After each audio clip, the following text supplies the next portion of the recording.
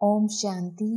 7 दिसंबर 2022 के महावाक्य हैं, मीठे बच्चे, तुम्हें अच्छे संस्कार धारण कर पतितों को पावन बनाने की सर्विस करनी है, अंधों की लाठी बनना है।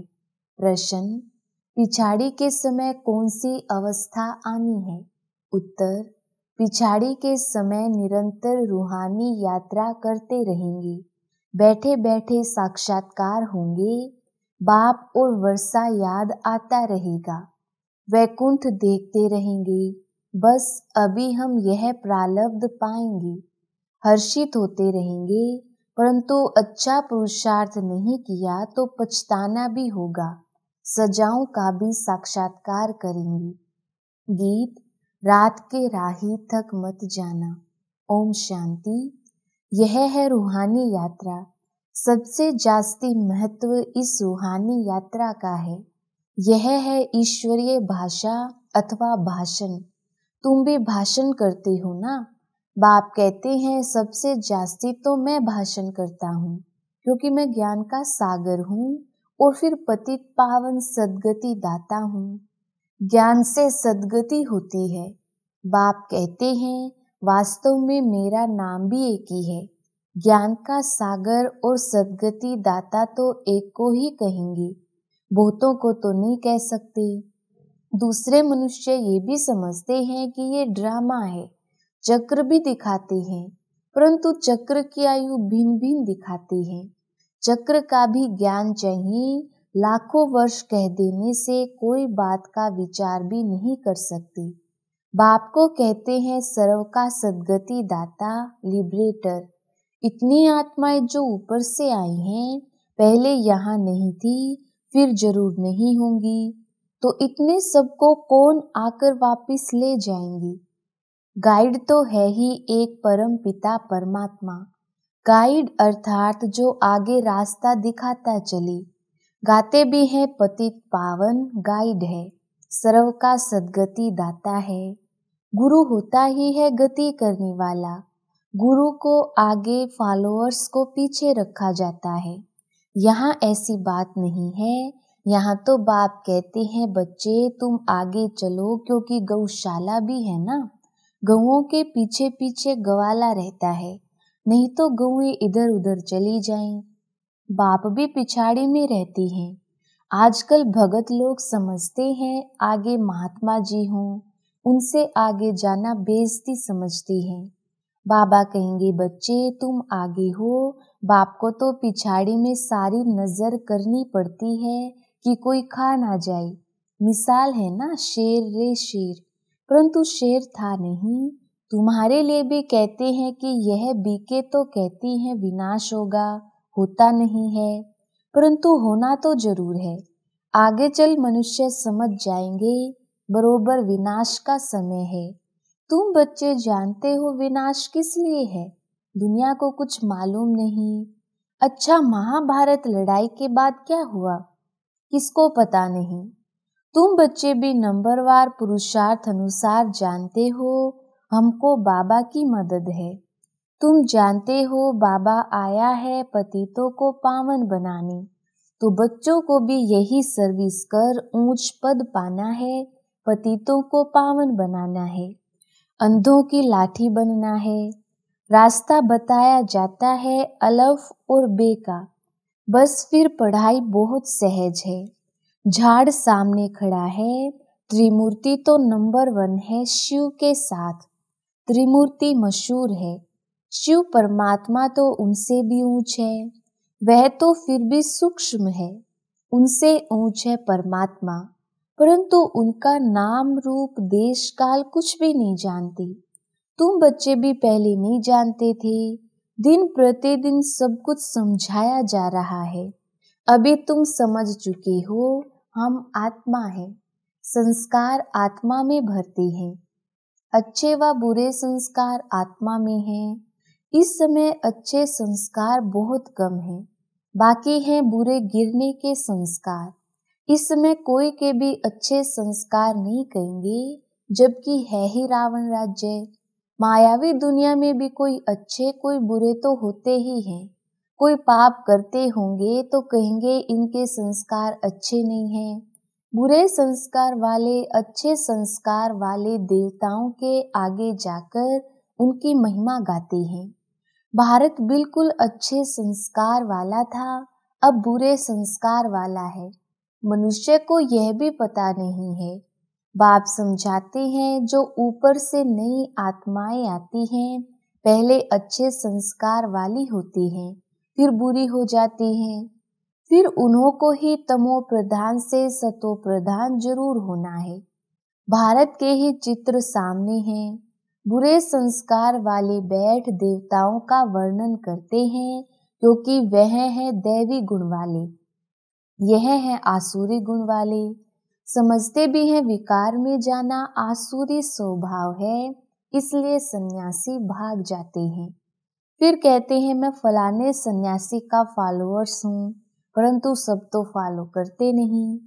तुम जानते हो ये देवी देवता पवित्र प्रवृत्ति मार्ग के थे, वही अब अपवित्र बने हैं। बाप समझाते हैं तुमने पूरे 84 जन्म लिए हैं। दैवी दुनिया और आसुरी दुनिया गाई जाती है। अभी तुम समझते हो रावण के कारण ही इतना दुख हुआ है। बाप सम्मुख समझाते हैं तुम ही पूज्य थे, सो अब पुजारी बने हो, फिर मैं आकर पूज्य बनाता हूँ। बाप तो सदा पूज्य है, ब्रह्मा को एवर पूज्य नहीं कहेंगे। एवर पूज्य एक बाप ही है जो कहते हैं मैं आकर तुमको 21 जन्मों के लिए पूज्य बनाता हूँ। बहुत ढेर के ढेर देवियां हैं, तुम बहुतों ने मिलकर भारत को पावन बनाया है। अब तुम्हारी बुद्धि फर्स्ट क्लास नॉलेज है कि सृष्टि चक्र कैसे फिरता है। बाप ही सारा राज समझाकर अपने साथ रूहानी यात्रा पर ले जाते हैं। वह है स्पिरिचुअल फादर, आत्माओं का बाप। उनके ही महिमा गाते हैं, हे पतित पावन आओ। बहुत मनुष्य समझते हैं कि आत्मा पतित होती है, कई फिर नहीं भी समझते हैं। बुरे व अच्छे संस्कार आत्मा में ही हैं, आत्मा ही दुख उठाती है। तो बाप समझाते हैं बच्चे सर्विस करो, पाप आत्माओं को पावन पुण्य आत्मा बनाओ। भारत का गायन है कि भारत जैसा पुण्य आत्मा कोई नहीं। शिव पर बलि भी भारत में चढ़ते हैं, परंतु अर्थ नहीं समझते। समझते थे हम शिवपुरी मुक्ति धाम में चले जाएंगे, ऐसे नहीं कि सेकंड में उन्हों को मुक्ति मिलती है। हाँ, जो पाप किए हुए हैं उनसे मुक्ति मिलती है, बाकी वापिस स्वीट होम में तो कोई जा नहीं सकते। स्वीट होम है माता पिता का घर।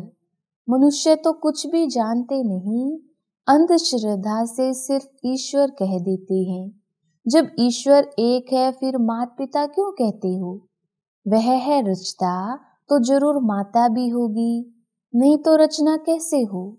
तुम माता पिता हम बालक तेरे, तो बालक जिस्मानी ठहरे ना। शिव बाबा ब्रह्मा मुख द्वारा तुमको अपना बनाते हैं, इनमें प्रवेश कर एडॉप्ट करते हैं।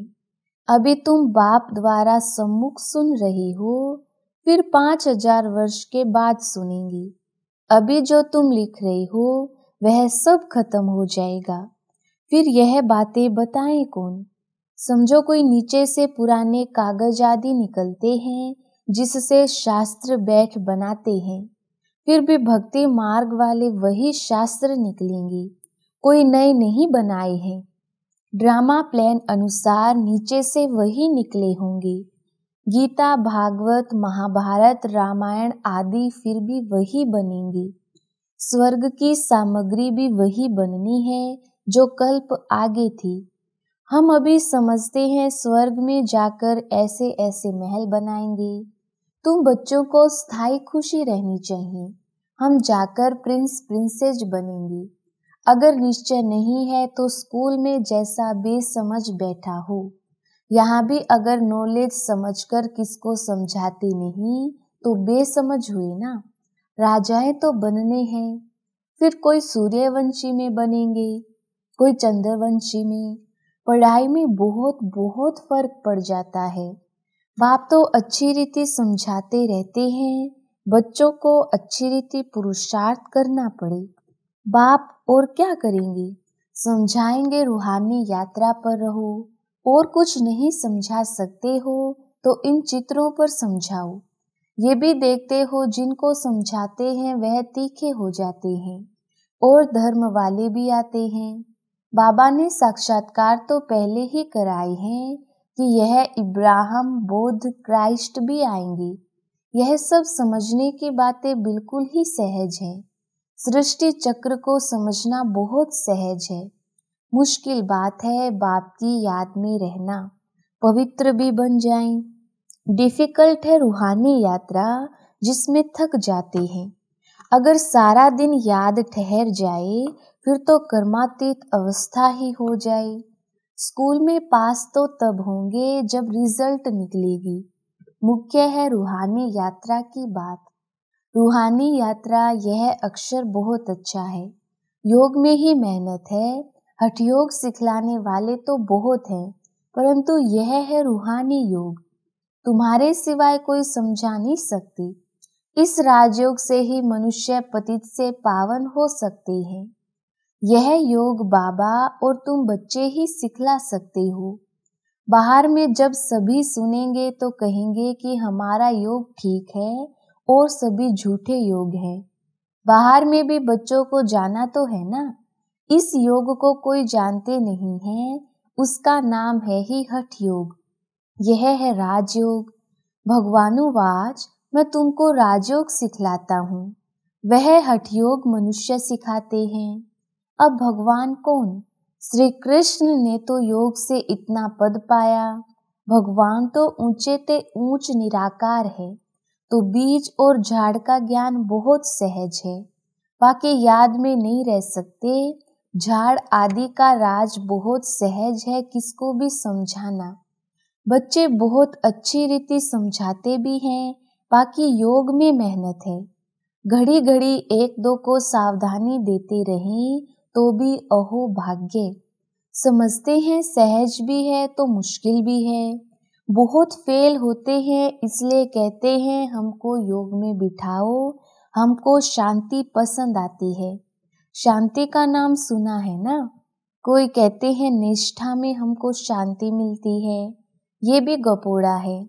आधा घंटा योग में बैठकर चले गए, वह कोई शांति नहीं, वह अल्पकाल की हो गई।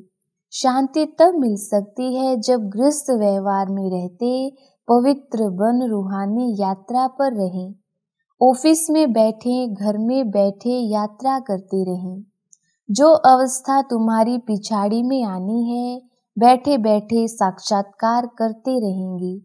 बाप और वर्षा याद आता रहेगा। वैकुंठ देखते रहेंगे। बस अभी हम यह प्रारब्ध पाएंगे। पिछाड़ी में बहुत साक्षात्कार होंगे, पछताना भी यहाँ होगा। जब देखेंगे फलाने फलाने क्या बनते हैं, हम क्या बनते हैं, सजाएं भी बहुत खाएंगे। बाप कहेंगे हम तो तुमको समझाते रहे, तुमने समझा नहीं। सिवाय प्रूफ किसको सजा नहीं मिल सकती। साक्षात्कार कराकर फिर सजा देते हैं तो बच्चों को अच्छी रीति समझाया जाता है। अभी पुरुषार्थ नहीं करेंगे तो कल्प कल्प ऐसा ही ढीला पुरुषार्थ होगा। अभी तुम समझ सकते हो हमसे फलाने ऊंच पद पाएंगे, सर्विस का बहुत शौक है। कोई आए तो रास्ता बताएं, इतना हर्ष रहता है। डूबे हुए को पार कराना है। तैरने वाले जो होते हैं वह झट कूद पड़ते हैं। गाते हैं नैया मेरी पार लगा दो। बाप हमको सच्चा रास्ता बता रहे हैं। हमको फरमान मिला है कोई भी आए तो उनको अपना लक्ष्य बताना है। बाकी ये शास्त्र आदि सब भक्ति के कलट के हैं। पतित पावन एक बाप ही है जो आकर गीता ज्ञान सुनाते हैं। श्री श्री 108 यह रुद्र अर्थात शिव निराकार की माला है। निराकार आकर पढ़ाते हैं। ये कोई शास्त्र का ज्ञान नहीं है। हमको तो बाप ज्ञान सुनाते हैं। महिमा ही महिमा बाप की है। ज्ञान का सागर वह है, ऐसा समझाना चाहिए जो वह कोई बात बीच में कर ना सके। हम बेहद के बाप से पढ़ते हैं, सर्व का सद्गति दाता वह बाप है। इस पर जोर देना चाहिए। नहीं समझते तो छोड़ दो, बोलो तुम देवता धर्म के ही नहीं हो, यह रास्ता छोड़ दो। परंतु समझाने की हिम्मत चाहिए। सन्यासी भी कोई कोई आ जाते हैं, आगे चल वृद्धि को पाएंगे। कुंभ मेले पर कितना ढेर आते हैं स्नान करने। दिन प्रतिदिन भक्ति भी तमो प्रधान होती जाती है। इसको फॉल ऑफ पंप कहा जाता है। ये भी एक खेल है जिसमें दिखाते हैं दुनिया विनाश कैसे होती है। अभी उनकी पंप है। तुम बच्चों को सदैव नशा रहना चाहिए कि बाबा हमको पढ़ाते हैं, बाबा हमको सुखधाम का रास्ता बताते हैं। अगर हम औरों को रास्ता ना बताएं तो बच्चे कैसे कहलाएं? उल्टी चलन से इज्जत गवा देते हैं। बहुत बच्चे समझते हैं हम पाप करते हैं, बाप को मालूम थोड़े ही पड़ता है। अरे भक्ति मार्ग में भी मुझे सब मालूम पड़ता है, तब तो तुमको फल मिलता है। बाप को तो तरस पड़ता है, बच्चे अभी तक छिपाकर भूले करते रहते हैं, समझते नहीं। अच्छा, मीठे मीठे सिकिलधे बच्चों प्रति माता पिता बाप दादा का याद प्यार और गुड मॉर्निंग। रूहानी बाप की रूहानी बच्चों को नमस्ते। हम रूहानी बच्चों की रूहानी बाप दादा को याद प्यार गुड मॉर्निंग और नमस्ते जी। धारणा के लिए मुख्य सार। पहला पॉइंट, रूहानी यात्रा पर रहने के लिए एक दो को सावधान करते रहना है। कर्मातीत अवस्था में जाने के लिए सारा दिन याद में रहने की मेहनत करनी है। दूसरा पॉइंट, कोई भी उल्टी चलन नहीं चलनी है, सबको सुख धाम का रास्ता बताना है, सर्विस का शौक रखना है। वरदान, संकल्प से भी मेरेपन की मैल को समाप्त कर बोझ से हल्का रहने वाले फरिश्ता भव। विस्तार, मेरेपन का विस्तार ही बोझ है। कोई भी मेरापन, मेरा स्वभाव, मेरा संस्कार, मेरी नेचर, कुछ भी मेरा है तो बोझ है, और बोझ वाला उड़ नहीं सकता, फरिश्ता बन नहीं सकता। संकल्प में भी मेरेपन का भान आया तो समझो मैले हो गई। किसी भी चीज पर मैल चढ़ जाए तो मैल का बोझ हो जाएगा। तो सब बोझ बाप हवाले कर मेरेपन की मैल को समाप्त करो तो फरिश्ता बन जाएंगे। स्लोगन, हर परिस्थिति में फुल पास होने वाले ही मास्टर सर्वशक्तिवान है। अच्छा, ओम शांति।